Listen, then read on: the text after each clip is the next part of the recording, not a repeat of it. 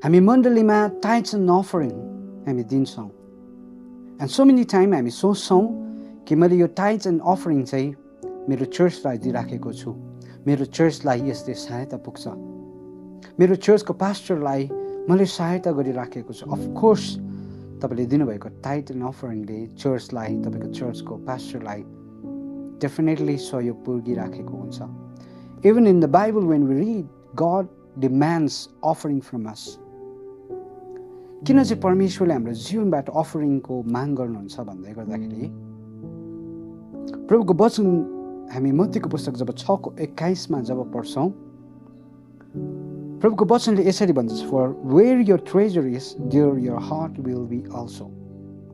जहाँ चाहिँ तिम्रो धन छ त्यही नै तिम्रो मन पनि हुन्छ।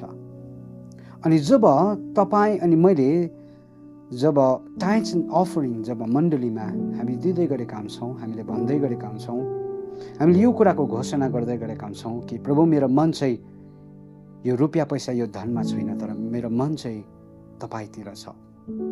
That's why God demands offering from us. तपाईँले अफरिङ, तपाईँले टाइट्स तपाईँले मण्डलीमा दिँदै गर्दाखेरि चाहिँ तपाईँले चर्चको लागि होइन, तपाईँको पास्टरको लागि पनि होइन, तर तपाईँले यो कुरा घोषणा गरिराखेको हुनुहुन्छ कि प्रभु मेरो मन चाहिँ तपाईँतिर छ। I have seen there are people in the church, they says, ओ मलाई मेरो चर्चको पास्टर मन पर्दैन, ओ मलाई मेरो मण्डली मन पर्दैन। Do you know why they are saying it? They are saying it because they are not giving it to the Lord. किनभने प्रभुको वचनले भन्दछ, जहाँ चाहिँ तिम्रो धन छ त्यहाँ तिम्रो मन हुन्छ।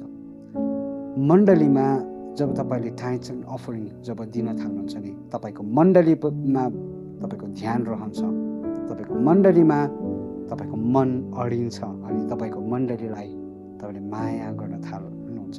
That's why God demands offering from us. Because when we give it to the Lord, we are declaring and we are saying it that, Lord, my heart is not in this money, but my heart is in you only, Lord. हामी यो कुराको घोषणा गर्दै गरेका छौँ। That's why परमेश्वरले हाम्रो जीवनबाट टाइट्स एन्ड अफरिङको डिमान्ड गर्नुहुन्छ। द्याट्स वाइ हामीले मण्डलीमा टाइट्स एन्ड अफरिङ दिनु जरुरी छ। जब हामी यो कुराहरू दिन्छौँ, हामीले चर्चको पास्टरलाई होइन, चर्चलाई होइन, तर तपाईँ अनि मैले दिँदै गर्दाखेरि हामी घोषणा गर्दै गरेका हुन्छौँ, प्रभु मेरो मन चाहिँ तपाईँतिर छ।